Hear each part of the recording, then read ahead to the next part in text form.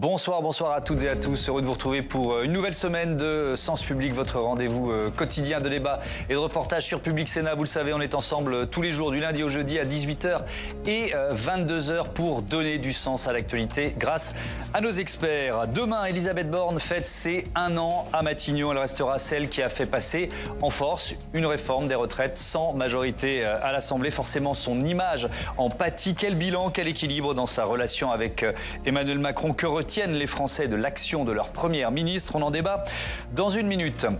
Et puis en Turquie, il faudra bien un second tour pour désigner le président. Mais contrairement à ce que annonçaient les sondages, c'est le sortant Erdogan qui bascule en tête avec plus de 49% des suffrages. Son challenger Kemal Kılıçdaroğlu veut encore y croire. Je suis là, vous êtes là, vous aussi, et je jure par Dieu que nous nous battrons jusqu'au bout. Je suis là. Erdogan peut-il encore perdre sa dérive autoritaire? Va-t-elle continuer? Quelles conséquences sa réélection aurait sur les relations avec la France et l'Europe? Réponse dans 3 quarts d'heure. Mais d'abord, les temps forts de la première année d'Elisabeth Borne à la tête du gouvernement avec Quentin Calmet. 16 mai 2022, Elisabeth Borne succède à Jean Castex à Matignon. Le début de 12 mois riches en rebondissements. En déplacement à La Réunion, la Première ministre évoque une année intense, presque un euphémisme. En 1 an, 27 textes ont été adoptés. C'est un bilan solide. Nous avons conduit des réformes difficiles, mais indispensables. Flashback en juillet dernier. Elisabeth Borne entre véritablement dans la lumière face à une Assemblée nationale très turbulente. Lors de son discours de politique générale, la deuxième première ministre dans l'histoire évoque son père et ce qu'elle doit à la République. Car si je suis ici devant vous, première ministre de la France, je le dois à la République. C'est elle qui m'a tendu la main en me faisant pupille de la nation, alors que j'étais cet enfant dont le père n'était jamais vraiment revenu des camps. Dès son premier été à la tête du gouvernement, la Première ministre enchaîne les crises entre une inflation galopante, une grève des salariés dans les raffineries ou encore des risques de pénurie d'électricité. Mais si chacun ne prend pas sa part, nous serions amenés à imposer des baisses de consommation. À l'automne, elle traverse de fortes turbulences aussi dans le champ politique. Privée de majorité absolue à l'Assemblée nationale, la Première ministre doit multiplier le recours au 49.3 pour faire adopter les textes budgétaires. J'engage la responsabilité de mon gouvernement pour la première partie du projet de loi de finances pour 2023. À peine le cap des 6 mois passés, une nouvelle crise se profile. Dès la présentation de la réforme des retraites, les syndicats alertent, ils ne veulent pas d'un décalage de l'âge de départ. S'en suivront des mois de bras de fer avec la rue et un marathon parlementaire tumultueux. Le 16 mars, Elisabeth Borne déclenche un nouveau 49.3. On ne peut pas prendre le risque de voir 175 heures de débat parlementaire s'effondrer. Aussi, sur le fondement de l'article 49, alinéa 3 de la Constitution, j'engage la responsabilité de mon gouvernement. Quelques jours plus tard, Elisabeth Borne échappe à la censure à 9 voix près. Pour sortir de la crise politique et sociale, Emmanuel Macron donne 100 jours à sa première ministre. Le 26 avril, elle présente une feuille de route dont l'échéance arrivera à terme le 14 juillet. Un compte à rebours dont le tic-tac doit hanter aujourd'hui les murs de l'hôtel de Matignon.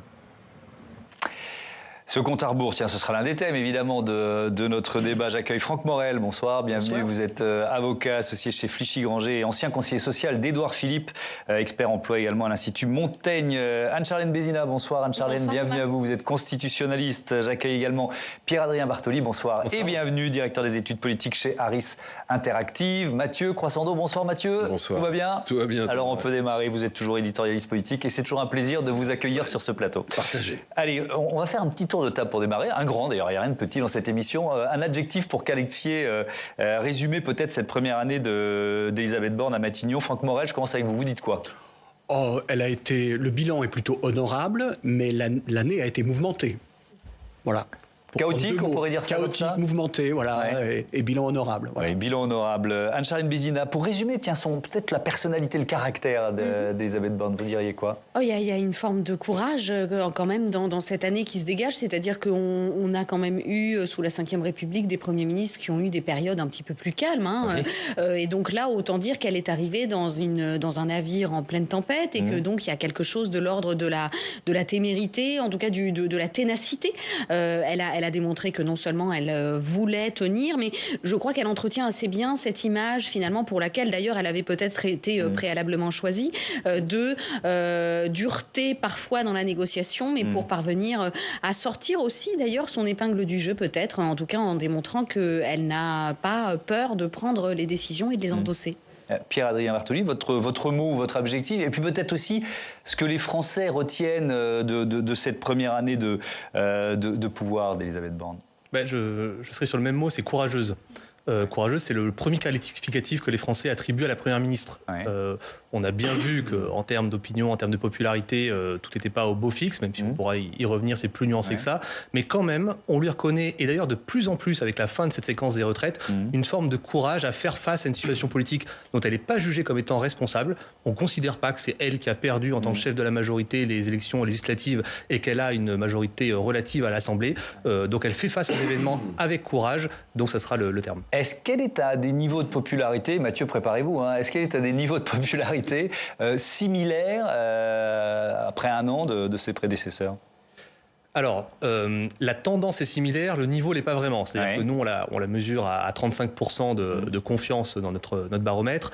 Elle est 9 points plus bas par rapport à là où elle était il y a un an.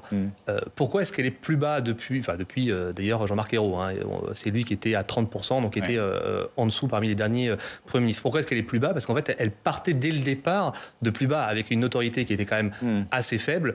Et puis, première ministre dans un deuxième quinquennat, c'est évidemment pas un rôle très facile. On voit très bien comment les choses se sont construites.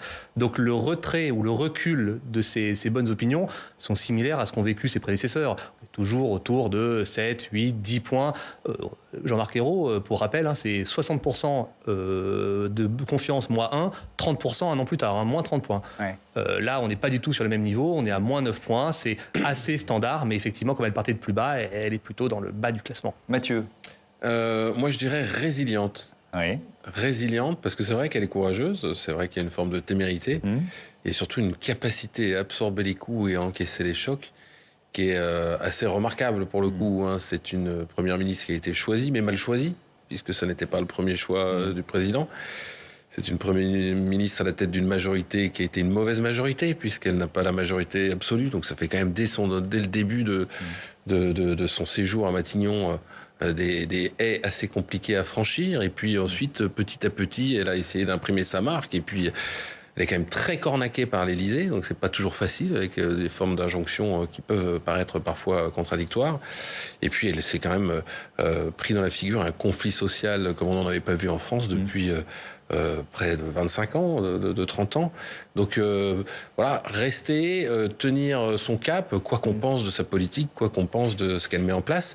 Je trouve qu'il y a chez elle une forme de résilience, une capacité à tenir bon et à encaisser les chocs et à tracer sa voie. Franck Morel, pendant qu'on regardait le sujet de Quentin Calmet, il y a évidemment cette image qui sans doute restera l'image la plus forte de cette première année, c'est ce moment où elle annonce le 49-3. Enfin, est-ce que, je fais souvent quand vous êtes sur ce plateau référence à vos souvenirs de Matignon, et ça ne nous empêche pas d'avoir des analyses évidemment qui sortent de ça, mais est-ce que vous avez souvenir d'un climat pareil? Moi, le mot qui me vient, c'est soufflante, d'une soufflante pareille, subie par Édouard Philippe quand il était. Il faut remonter très loin, effectivement. Alors, je ne remonterai pas comme Mathieu Croissando à 25-30 ans, je remonterai à moins de 15 ans. En 2010, il y a eu une réforme des retraites, donc il y a 13 ans, et le climat avait été déjà extrêmement éruptif. En revanche... Mais avec une assemblée qui est... Alors avec une assemblée qui disposait d'une majorité absolue, avec des débats parlementaires extrêmement violents aussi. Le président de l'Assemblée avait été poursuivi jusque dans ses appartements. Donc il y a eu des moments extrêmement durs aussi à ce moment-là. Mais j'ai pas souvenir effectivement pendant la période de début du précédent quinquennat, et en tout cas pendant la première année, parce qu'après il y a eu la période Gilets jaunes, qui était aussi marquée par un climat extrêmement compliqué, différent de celui-ci, parce que marqué aussi par un refus des représentations, refus des corps intermédiaires, contestation très très forte de tout ce qui prétend représenter, ce qui n'était pas le cas ici. Mais j'ai pas souvenir, effectivement, dans la première année du début du quinquennat en 2017, d'avoir vécu un tel climat. Ça a été un climat extrêmement compliqué, et on peut dire que cette première année est une année, d'une certaine manière, quasiment mono-sujet, monothématique, puisque la séquence réforme des retraites a éclipsé tout ce qui a pu se passer auparavant. La Première ministre, dans sa communication, met en avant le fait qu'il y a eu 27 textes. Oui, dans l'interview au Journal du Dimanche on a hier. peine, si on faisait un petit sondage comme ça, informel, on a peine à se souvenir de quel texte il s'agit, tant la séquence retraite a tout, a tout éclipsé. Et donc, effectivement, je pense qu'avec le recul du temps, quand on aura laissé passer un petit peu de mois et d'années sur cette période, eh bien, c'est sans doute, moi c'est le pari que je fais, c'est sans doute cette dimension courage, capacité à réformer qui sera sans doute retenue par rapport à cette période. Et d'ailleurs, peut-être que ça infusera sur une longue durée dans l'opinion et ça nourrira une future carrière politique. On verra bien. On n'est pas là pour tirer des plans sur la comète, mais on va s'appuyer sur... Alors, on a cherché un tout dernier baromètre fait par l'un de vos confrères, en l'occurrence c'est Odoxa pour Le Figaro, sur les qualificatifs qui s'appliquent plus ou moins bien à Elisabeth Borne. Alors, les qualificatifs positifs, pour commencer, c'est le mot solide. Ça rejoint un peu ce qu'on a dit ici, qui ressort le premier avec 57% de oui, ayant de l'autorité, 57%. Le dynamisme, alors là, on passe sous la barre des 50, mais quand même 46% de oui, et la compétence, 44%. Pierre-Adrien Bertoli, est-ce que, avec ces traits de caractère ou ces qualificatifs, vous avez commencé à l'évoquer, mais la Première ministre commence à se démarquer du président de la République? C'est un peu ce qu'on voit dans nos enquêtes. Et ce qui est assez étonnant, c'est que c'est quelque chose qui aurait dû être fait dès le départ, parce que c'était presque le casting initial. Au départ, on cherchait une première ministre qui soit en mesure d'être plus horizontale dans la concertation avec les collectivités territoriales qu'elle a connues en tant que préfète de région, avec les corps intermédiaires, les syndicats qu'elle a connus en tant que dirigeante de la RATP, pour contrebalancer quelque part ce côté très vertical du président de la République, dont on sait que lui, pour le coup, aurait été très en surplomb.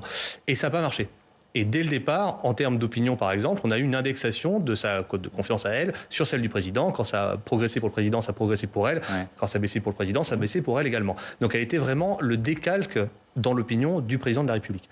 Là, on l'a vu il y a à peu près 2-3 semaines, on a une désindexation, c'est-à-dire qu'on a une évolution de cette confiance qui ne converge plus, mais à l'inverse diverge. C'est-à-dire un président de la République qui reste un peu englué dans des niveaux de confiance assez bas, suite à la réforme des retraites, et à l'inverse, une première ministre qui rebondit, elle prend 4 points chez nous, à partir du moment où elle montre qu'elle peut avoir un espace politique qui lui est propre, sans aller jusqu'à dire qu'elle a une ligne qui lui est propre, en tout cas, elle peut exister par elle-même au-delà de l'ombre que lui laissait le président de la République.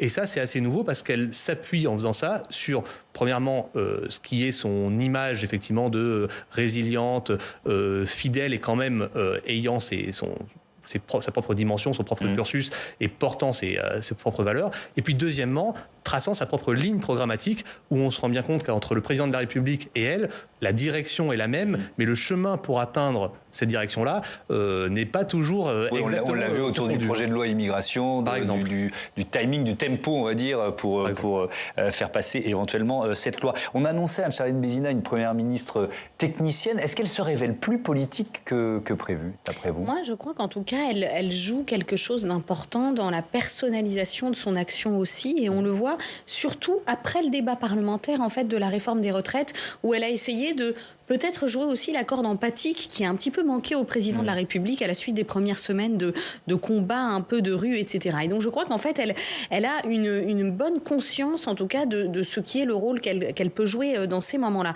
Et le rôle du Premier ministre, il est vraiment pas facile sous la Ve République déjà.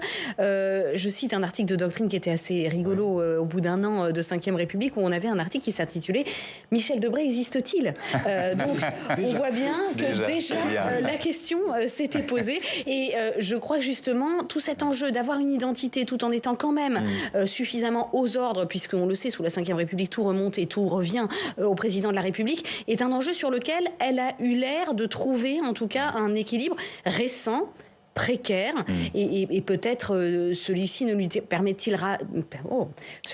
permettra-t-il pas d'aller au bout d'un mandat, ou en tout cas on verra bien, mais je crois qu'en tout cas là elle a trouvé une ligne personnelle et ça je pense que ça a fait la différence. Il y a quand même un aspect paradoxal qu'on vient de souligner, c'est que le choix stratégique autour de la manière d'appréhender la réforme des retraites, qui a été celui de tenter de faire un accord avec les Républicains et de partir non pas sur du 65, mais sur du 64 au nom de cet accord avec les Républicains. Mais en cédant dès le début d'ailleurs. Mais en cédant dès le début, absolument. Il semble que ça soit un choix stratégique qui ait plutôt été proposé par Matignon et qui a donné ce que l'on sait en termes de parcours compliqué, chaotique, effectivement, de la réforme. Et semble-t-il, comme vous l'avez souligné tout à l'heure, c'est pas quelque chose qui est mis à son débit. Alors même que, d'un point de vue purement factuel, on pourrait se dire, le président de la République était plutôt sur une ligne, semble-t-il, au début du processus, consistant à y aller carrément par un amendement au PLFSS, au projet de loi de financement de la sécurité sociale, et plutôt sur 65. Le film qui se serait déroulé aurait été tout autre. Est-ce que les choses auraient été plus simples ? Peut-être au Parlement, en tout cas, elles auraient été plus simples. Dans l'opinion publique, c'est une autre affaire. Mais en tout cas, ce qui est certain, c'est que la séquence telle qu'elle a été organisée a conduit aux grandes difficultés que l'on connaît dans l'adoption de la réforme. Et c'est quelque chose qui n'est pas perçu dans l'opinion publique, et ce qui renvoie sans doute à ce que vous disiez sur des fondamentaux, en réalité très basiques, très permanents, sur la répartition des rôles entre le président de la République et le Premier ministre. Et j'ai envie de dire, vous parliez de Michel Debré, j'ai envie de dire encore plus depuis le quinquennat. C'est-à-dire que la tendance s'est encore accentuée depuis le quinquennat et depuis la coïncidence entre les mandats présidentiels et les mandats du Parlement. Alors on va évidemment de temps en temps dans ce débat réécouter des passages un peu marquants de cette première année d'Elisabeth Borne à Matignon. Puisqu'on parle de la réforme des retraites, je vous propose d'écouter un extrait de son discours de politique générale. On est donc au mois de juillet, premier exercice de pédagogie sur les retraites, premier exercice d'une longue série. Pour la prospérité de notre pays et la pérennité de notre système par répartition, pour bâtir de nouveaux progrès sociaux, pour qu'aucun retraité avec une carrière complète n'ait une pension inférieure à 1 100 € par mois, pour sortir de situations où le même métier ne garantit pas la même retraite, oui, nous devrons travailler progressivement un peu plus longtemps. Mathieu. Sur le sens politique d'Elisabeth Borne, c'est une question compliquée. Elle est arrivée, on lui a fait tout de suite un procès d'intention en disant c'est une techno, elle ne connaît rien à la politique. Et puis, ses premiers pas ont quand même été marqués par un discours de politique générale qui était plutôt astucieux et bien senti. Et très vite s'est imposée l'image plutôt d'une honnête femme qui allait mener la barque gouvernementale comme elle le pouvait au mieux. Puis ensuite, l'honnête femme s'est fait blouser, si j'ose le dire. Vous l'avez rappelé tout à l'heure, parce que son choix, à la fois tactique et stratégique, d'entamer la réforme des retraites en dévoilant toutes ses cartes et en misant sur le mauvais cheval, entre guillemets, puisqu'elle a misé sur les Républicains, on peut pas dire que c'est une maestria politique ou c'est un sens politique particulier. Surtout que, alors évidemment, c'est toujours très facile de réécrire l'histoire après, mais voilà, on savait que la désignation d'Éric Ciotti à la tête des Républicains ne s'était pas faite sans mal, qu'on savait qu'il y avait parmi eux, quelques dissensions, donc c'était pas forcément certain. Et puis, elle a sous-estimé aussi les syndicats, il faut le dire, et ça, en n'imaginant pas que, notamment la CFDT irait dans la rue comme elle a été, et ça, c'est pas forcément avoir du flair politique. Par ailleurs, elle a fait quelques autres fautes de quart sur le 49.3, est-ce qu'il fallait le dégainer ou prendre son risque, ça reste un débat. Mais quand elle a dit quelques jours après qu'elle ne ferait plus jamais de 49.3 sauf pour les textes budgétaires, personne ne la forçait, ça invalidait tout ce qu'elle avait dit auparavant.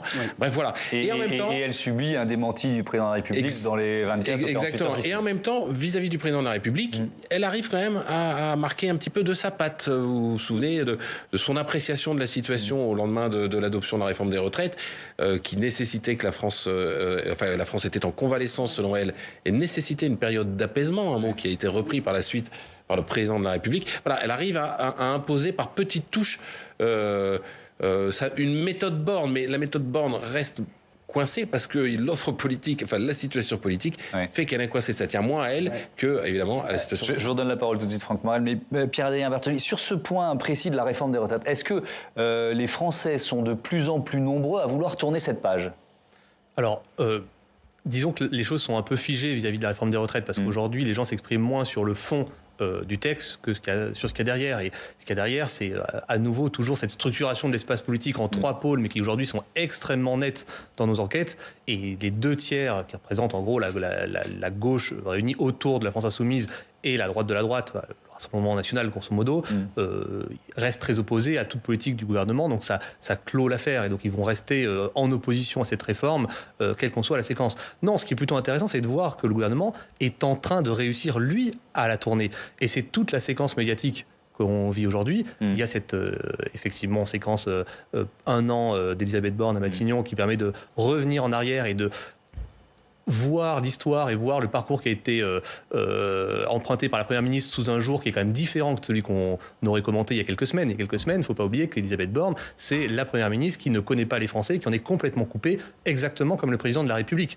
D'ailleurs, c'est le principal critique qui continue d'exister. Et là, on n'en a pas encore parlé autour de la table, parce qu'on sent bien qu'il y a une autre histoire qui est en train de s'écrire, qu'elle nourrit d'ailleurs elle-même, qui est celle d'une personne, on dira jamais sous le joug, mais qui en tout cas peut pas être complètement libre parce que le rôle ne le permet pas, donc doit essayer de trouver un chemin compliqué pour exister à côté d'un président de la République qui lui cristallise les différentes crispations et puis même de toute façon les différentes attaques des Français qui sont en désaccord avec la politique mais également ce qu'ils portent.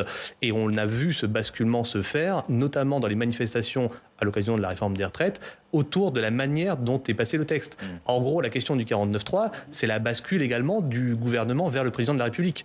C'est le moment où on se rend compte qu'on n'est plus sur une opposition au fond du texte, mais à la manière dont on gouverne la France. Et la personne qui gouverne la France, paradoxalement, c'est le président de la République et pas le gouvernement. Et donc les pancartes dans les manifestations à ce moment-là n'avaient pas marqué Borne démission. C'était Macron démission et attaquer le locataire de l'Élysée. Et pas Matignon. Franck Morel, vous vouliez intervenir, je vais vous laisser dire ce que vous vouliez, mais le 49.3, est-ce que ce temps politique a je sais pas, d'évaluer le 49.3 pour longtemps, d'après vous ? Alors pour longtemps, je n'en sais rien, mais en tout cas, ce qui est dommage, c'est effectivement d'avoir inutilement, de mon point de vue, dramatisé le non-recours au 49.3 pendant des semaines et des semaines pour finalement y avoir recours. Il fallait mieux le banaliser. Voilà, le gouvernement s'est un peu tiré une balle dans le pied de ce point de vue-là, parce qu'il aurait dû au contraire banaliser à outrance la question du recours au 49.3.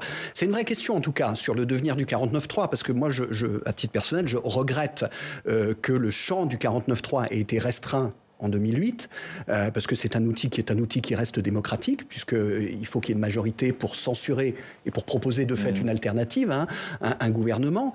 Et donc ça renvoie aussi à la question du quinquennat, ça renvoie à toute une série de questions sur la nécessité peut-être de revenir à un certain nombre de fondamentaux de la Ve République, des origines de la Ve République. Moi, je voudrais revenir par rapport à Elisabeth Borne sur quelque chose qui est intéressant en termes d'éclairage du parcours d'Elisabeth Borne, c'est les dossiers qu'elle a eu à traiter dans ses précédents portefeuilles ministériels, en tant que ministre du Travail et encore avant, en tant que ministre des Transports. Elle a eu quand même 2 réformes qui étaient quand même des réformes pas faciles, qui étaient d'un côté, quand elle était ministre des Transports, la réforme de la SNCF, qui s'est soldée quand même par pas mal de manifestations, des conflits sociaux assez costauds, et pour lequel elle a réussi à trouver un chemin, et à trouver un chemin notamment assez habilement avec les organisations syndicales. Et puis la réforme de l'assurance chômage, qui était aussi, quand elle était ministre du Travail, cette fois, quelque chose d'extrêmement compliqué. Il y avait des annulations contentieuses, des reports, etc.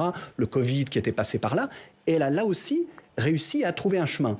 Donc, il y a eu 14 textes présentés au vote solennel des députés. Oui, ça c'était après. Ça c'était. Non, mais je parle globalement pendant la première année de Exactement. Borne. Les 2 exemples que je prends sont des exemples de la fin du quinquennat précédent, du milieu ou de la fin du quinquennat précédent. Mais effectivement, ensuite il y a eu 14 textes. Alors. C'est plutôt quelque chose d'intéressant par rapport à la séquence qui va s'ouvrir et qui débute demain. Alors, je ne sais pas s'il faut la dater de demain en termes de début, mais en tout cas avec une étape importante demain, qui est le fait de recevoir en bilatéral. Le détail est important parce que quand on connaît la chose sociale, on sait toute l'importance d'organiser des bilatérales au cours desquelles on peut vraiment échanger par rapport à des multilatérales qui sont beaucoup plus théâtrales, on va dire. Avec un jeu de rôle où chacun est... Et puis un peu ce que va dire le voisin et où on a une forme de nivellement de ce qui est dit par rapport au fait que tout le monde est autour de la table. Et puis elle limite le risque, pardon d'interrompre, que tout le monde claque la porte et quitte la table au bout de quelques minutes ou heures. À partir de demain, il y a une série de bilatérales.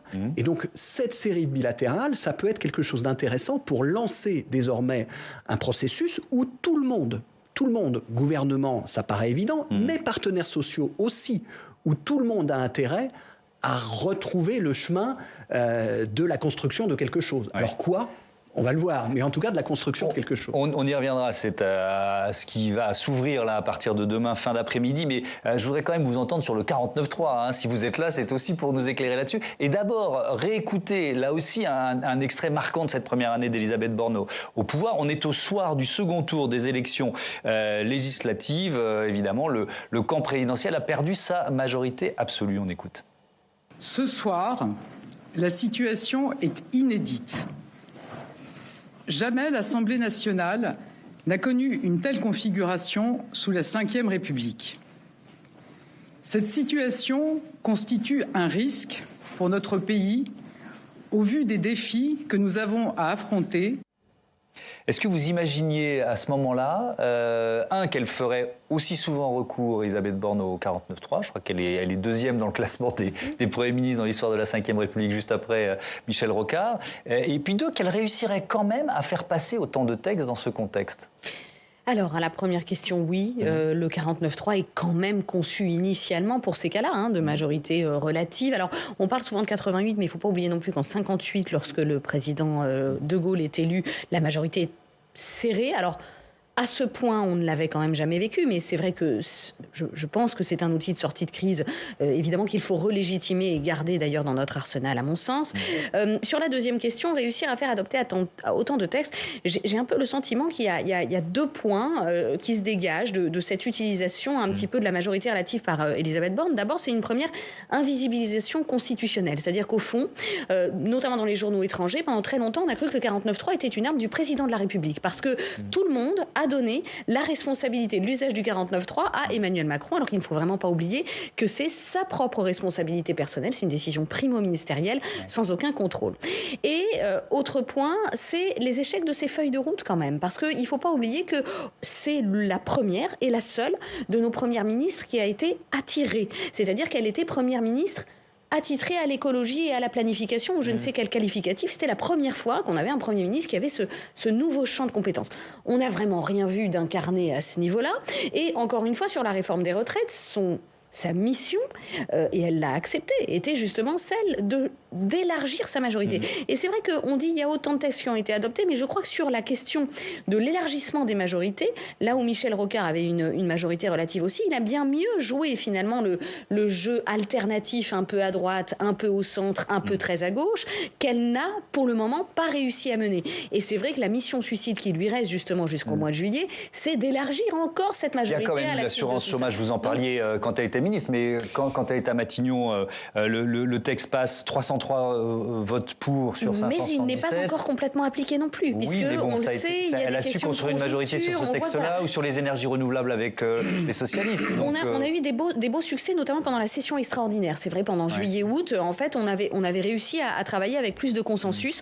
Il faut dire aussi quand même une chose de cette période législative, c'est que ça n'est pas un échec pour le gouvernement et pour le Parlement à tous les niveaux, puisqu'on a eu beaucoup plus de propositions de loi, les niches parlementaires ont fonctionné, et donc, au fond, elle a aussi cette lourde tâche de laisser l'Assemblée si multipartisane s'exprimer un peu sans son contrôle. Donc, c'est aussi une tâche difficile à trouver en termes d'équilibre et qu'aucun Premier ministre de la Ve n'a jamais eu à régler avant elle. Ouais. Elisabeth Borne qui veut donc continuer de réformer, de creuser son sillon dans l'opinion, on l'a compris. Mathieu, c'est pas facile avec l'omniprésence médiatique du président Macron en ce moment. Ah bah oui, on ne se quitte plus. Pas un jour ou presque sans que le président ne nous donne de ses nouvelles, se rende à notre chevet ou ne nous livre le fond de sa pensée. penser. Sur le terrain, comme dans les médias, Emmanuel Macron s'est lancé dans une offensive tous azimuts, avec un objectif, saturer l'espace médiatique pour ne plus laisser aux oppositions, évidemment, le loisir de dire tout le mal qu'elles pensent de sa politique, et tenter, du coup, de redorer son blason. On verra si ça marche dans les sondages. Mais ainsi va quand même ce drôle de président capable d'alterner les rythmes, d'enchaîner les séquences, comme on dit chez les communicants, de nous rejouer le monde du silence pendant 3 mois depuis le début de l'année, au moment où la réforme des retraites était débattue, avant de se multiplier les prises de parole comme une logorée depuis qu'elle a été adoptée. Rendez-vous compte, quand même, en une semaine, on a fait les comptes, 2 entretiens fleuves dans la presse écrite, Challenge et l'Opinion, une interview de 25 minutes ce soir dans le journal télévisé le plus regardé de France, Jean Moulin par-ci, 3 000 emplois par-là. Hier, Zelensky. Aujourd'hui, 13 milliards d'euros d'investissements étrangers savamment mis en scène. N'en jetez plus. Les bonnes nouvelles sont devenues trop rares pour s'en priver. Et du coup, autant les annoncer soi-même quand on est président. Est-ce que ça peut marcher, cette omniprésence médiatique ? D'autres s'y sont essayés avant lui. Certains l'avaient même théorisé d'une certaine façon. Vous vous souvenez de Nicolas Sarkozy, qui n'avait pas son pareil pour dégainer une idée par jour pour faire tourner le débat autour de lui, disait-il. Et du coup donner le tournis du même coup à ses adversaires. Mais à la différence de son prédécesseur, Emmanuel Macron, lui, préfère l'art de la répétition à celui de la diversion, ce qui donne à ses confessions un petit côté parfois disque rayé. À sa poursuite, on le saura que c'est lui qui fixe le cap, qu'il n'en a jamais dévié, que l'opposition s'enferme dans un déni de réalité, que la France doit travailler plus pour produire plus si elle veut redistribuer plus, que sa priorité ce sont désormais les classes moyennes, que des majorités peuvent se construire ou se trouver texte par texte, à condition que chacun prenne ses responsabilités. Bref, vous les reconnaissez, toutes ces petites phrases qu'on entend à longueur d'interview du président. Emmanuel Macron, qui a reconnu plusieurs fois que la réforme des retraites, il aurait dû davantage l'expliquer, là, il n'aura à ce compte-là aucun regret, puisque il le fait, même si cette stratégie comporte quand même quelques limites. Quelles limites ? Mais d'abord, vous le disiez tout à l'heure, son omniprésence prive d'oxygène le gouvernement. Et puis en plus, ce gouvernement qui est parfois soumis, je le disais aussi, à des injonctions contradictoires et pas toujours facile à exécuter. En gros, à quoi bon donner un tempo d'enfer ou de chanter très fort si personne derrière ne parvient à suivre le rythme ou à danser ? L'autre risque, c'est que cette omniprésence confortera peut-être ceux qui le soutiennent, ou en tout cas permettra de stabiliser son socle, voire un petit peu de remonter. Mais est-ce que ça ne risque pas d'exaspérer davantage encore, c'est à vous que je pose la question, ceux qui rejettent aussi bien sa politique que sa personnalité ? Pierre-Adrien Bartoli. En tout cas, le premier public auquel il s'adresse, c'est effectivement c'est macronistes, c'est sympathisants, c'est eux qu'il faut consolider. On parlait des différentes prises de parole. Excusez-moi, l'Opinion, c'est pas un journal extrêmement à gauche ou complètement d'extrême droite. Challenge, le Financial Times la semaine dernière. Enfin, on voit bien quand même que le public auquel il s'adresse pour le moment, c'est déjà le cœur de cible, c'est déjà ses proches qu'il faut consolider. Pourquoi est-ce qu'il faut consolider ? Parce que l'image du président de la République, c'est quand même été un peu écornée par la séquence. Il y a eu un moment donné où ses sympathisants n'étaient pas franchement favorables au fond de la réforme, oui, parce que ça, on le sait, mais au moment de la réforme, est-ce que c'était si urgent que ça de faire la réforme des retraites maintenant ? Pas tant que ça au final. Et puis, ils se sont posé la question même de la capacité à réformer du président de la République. Or, c'est le principal argument. Emmanuel Macron, c'est le président des crises, celui qui protège, d'accord ? Et c'est le réformateur dynamique qui est le seul qui peut changer les choses en France. Pour son électorat, évidemment. Le président qui protège, très important, mais on se sent moins exposé au Covid, on se sent moins exposé à la menace de la Russie, donc on a peut-être moins besoin de ce président qui protège.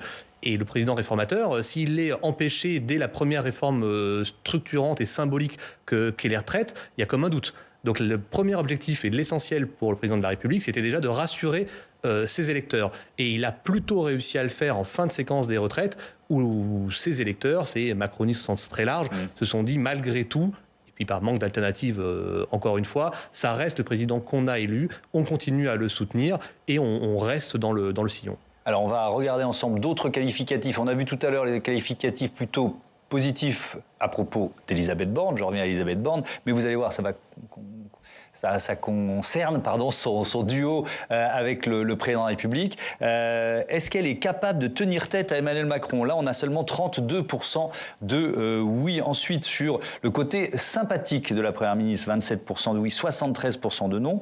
Alors ça, c'est très intéressant, on y revient aussi. Est-ce que les Français nous disent, est-ce que vous la voyez de gauche ? Non, à 74% quand même. Et puis, proche des préoccupations des Français, seulement 22% de oui. Ce duo exécutif, Franck Morel, est-ce que vous le trouvez plus déséquilibré que celui qui était formé par Emmanuel Macron et Édouard Philippe ? Alors ça dépend de quel point de vue, parce que les fondamentaux qui ont présidé à la nomination d'Elisabeth Borne sont différents de ceux qui avaient présidé en 2017 à la nomination d'Édouard Philippe. En 2017, il y avait un geste extrêmement transgressif, consistant pour la première fois sous la Ve République à nommer un Premier ministre qui n'était pas du camp du président, qui n'avait pas soutenu publiquement le président pendant la campagne électorale. C'est encore plus fort que Giscard Chirac en 1974, puisque Jacques Chirac avait soutenu Giscard d'Estaing en 1974. Là, c'est un geste qui était extrêmement transgressif.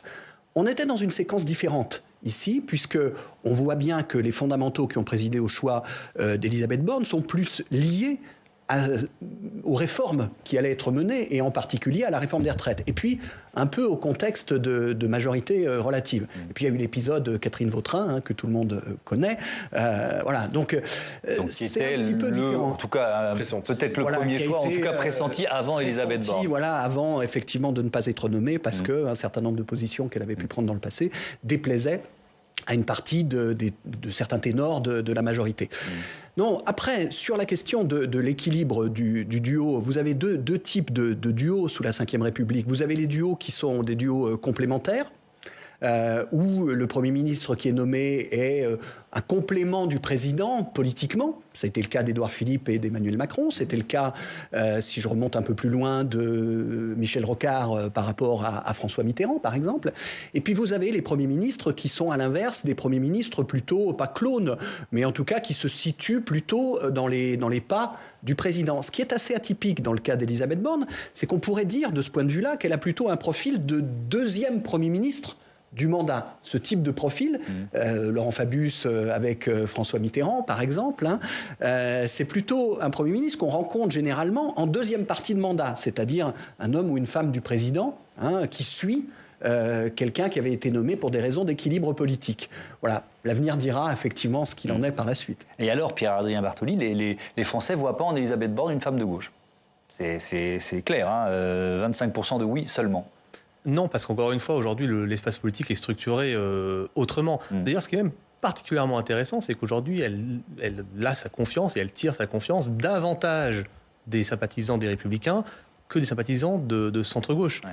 Parce que, quelque part, elle a pivoté. C'est-à-dire, elle vient de cet espace macroniste central que les gens qui aujourd'hui se considèrent comme étant à gauche, auquel ces gens-là n'adhèrent pas.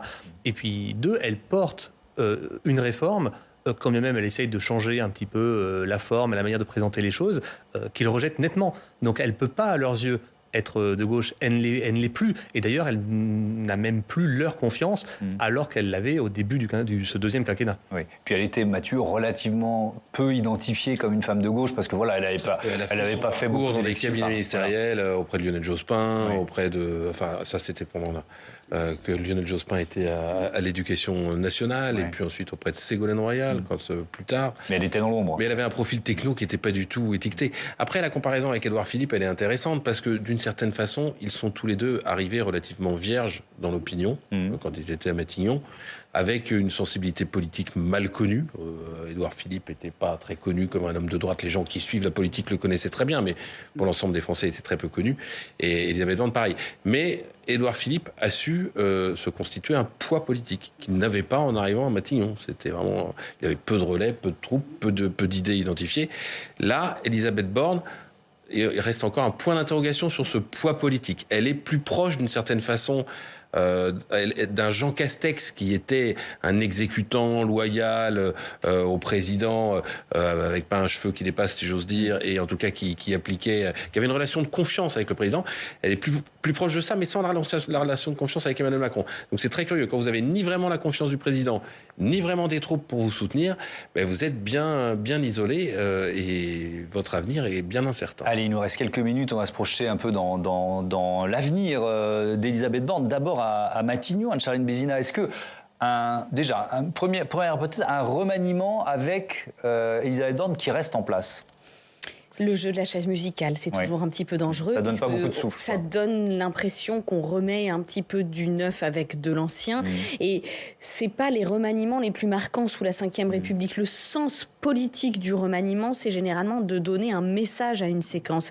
Et donc de presque changer de braquet, ou en tout cas au moins annoncer un nouveau dialogue ou peut-être une nouvelle tendance. Et j'avoue qu'avec Elisabeth Borne à Matignon, alors encore une fois, on l'a dit, hein, on n'a pas encore complètement son identité politique, et je crois que c'est vraiment ça qui est marquant par rapport à tous les présidents de tous les premiers ministres de la Ve République, c'est qu'on ne perçoit pas vraiment où est son désaccord, où est son accord. Pour le coup, je crois qu'elle a quand même été choisie sur la fibre sociale, parce que quand on s'amusait à cocher des cases au départ en se disant tiens, ce sera a priori une femme plutôt issue des rangs de la gauche, on voyait bien que ça faisait partie de son choix. Et elle a perdu cela pour une ligne plus libérale que finalement elle essaye de tempérer. Donc il y a toute une question autour de son identité. Est-ce qu'elle pourrait porter un remaniement ? Moi, j'ai tendance à penser que ça ne suffira pas peut-être à clore cette séquence. Oui, Pierre-Adrien Bartholdi, est-ce que c'est une attente des Français, ça ? Pas particulièrement. C'est-à-dire que les gens qui sont opposés au gouvernement vont évidemment vouloir qu'elle démissionne et qu'on change de Premier ministre. Et puis les soutiens sont toujours présents. C'est ce qu'on a dit. Elle n'a pas perdu leur confiance. Non, puis il y a la question du remaniement. Pourquoi ? Au final, le problème fondamental, c'est que la méthode Borne n'a pas fonctionné. On n'est pas une démocratie de compromis, de consensus. On le savait, on l'a vérifié, ça ne marche pas. Bon, une fois qu'on a dit ça, même si on change de Premier ministre, l'équilibre à l'Assemblée nationale va rester le même. Et donc le problème, a priori, va également rester le même. Alors ça devient de la symbolique. Est-ce qu'on a besoin de changer de Premier ministre pour que symboliquement les choses évoluent ? Peut-être, mais très très vite, les institutions vont rattraper la symbolique et on se retrouvera dans une situation assez proche. Franck Morel, le bal des successeurs est à la fois amusant à observer pour nous et certainement cruel de l'intérieur. On lit chaque petite phrase de tel ou tel ministre à l'aune d'une ambition de Premier ministre. Comment vous l'analysez ? C'est un grand classique, le bal des successeurs. Ce qui est notable quand même dans la période actuelle, c'est que, contrairement à ce qu'on a pu vivre à d'autres périodes, personne aujourd'hui ne se hasarde à dire qu'il existe une possibilité que la Première ministre reste durant tout le quinquennat. Oui, c'est quelque chose qu'on entendait. C'était vraiment une hypothèse pour les prédécesseurs. C'est quelque chose qui s'est produit avec François Fillon, mais c'est quelque chose qu'on n'entend quasiment pas. C'était pas gagné pour François Fillon. C'était pas gagné pour Fillon. Effectivement, il y avait eu l'épisode Borloo, vous avez raison de le rappeler. Mais en tout cas, ça s'est produit. Et puis c'est quelque chose qu'on entendait régulièrement pour Édouard Philippe. C'est quelque chose qu'on n'entend pas du tout aujourd'hui.